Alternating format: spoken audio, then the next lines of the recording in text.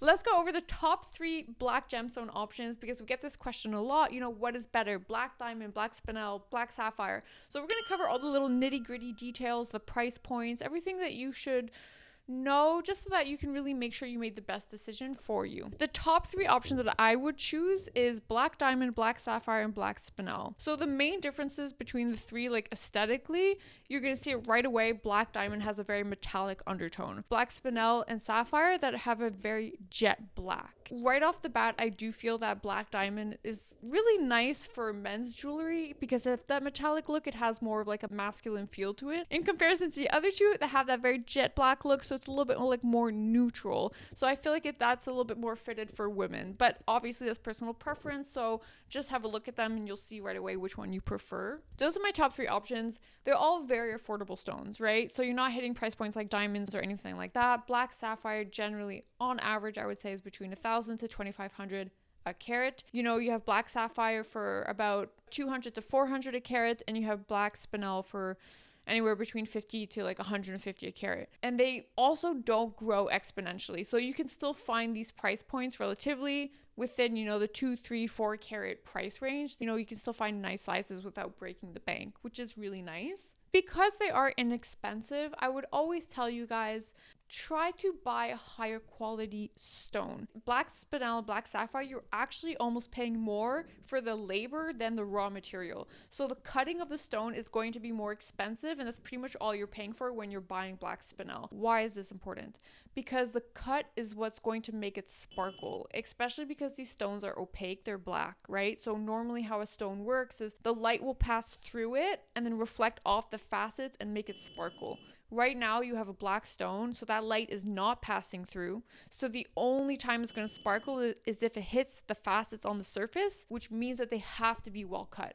Because otherwise, if they're not well cut, you're buying something a little bit cheaper, the facets might not align, that equals less sparkly, or you'll have instances like this black diamond. This is the perfect example of a poor cut. Usually when you're buying, like a diamond, it's perfectly faceted. When you're going into colored gemstones, even for black diamond, I would still consider it being cut like a gemstone. They tend to have very deep bellies or not properly faceted, or here, look how deep it is.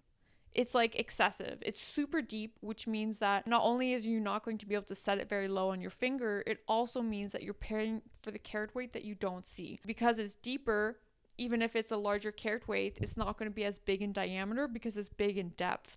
And so these are all things that you kind of really want to look out for. Because it's not expensive, you want to pay a little bit more. From the cuts, what's also going to impact it is the refractive index. So diamonds are top of the top. Obviously, they have a refractive index of around 2.4. Below it, black sapphire and spinel have relatively the same at 1.7, 1.75. They have a beautiful luster. They have a nice refractive index in comparison to the other gemstones. That's kind of why I put them at the top. In comparison to that, they also have a very good hardness, right? So diamond is 10 on 10, black sapphire is 9 on 10, and black spinel is 8 on 10. How is that relevant? Obviously, you want to have a harder stone, especially for like an engagement ring, you want it to be as hard as possible. But having a harder stone is also going to reduce how quickly those facets are going to be worn out, right? So all the facets that are making your stone sparkle, if it's too soft of a stone, let's say like a 5.5, they're going to wear down and your stone is going to look dull a lot quicker. It's always going to happen with no matter what stone, including diamond. Over time it will wear,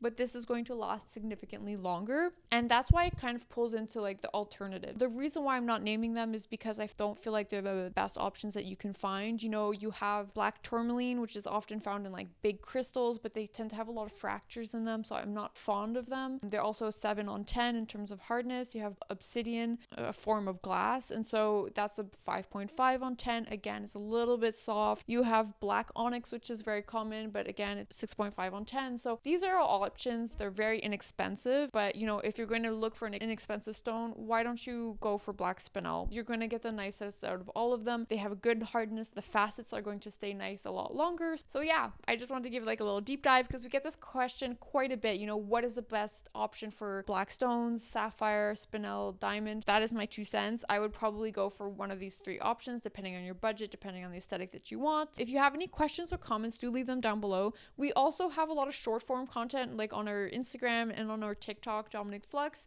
where we show like kind of like abbreviated versions of this. So if you're not somebody who wants to watch a 10-minute video, then hop on over there. If you're looking for a custom engagement ring or anything, just send me a DM. My links are below. So thanks for watching, and I'll see you next time. Bye.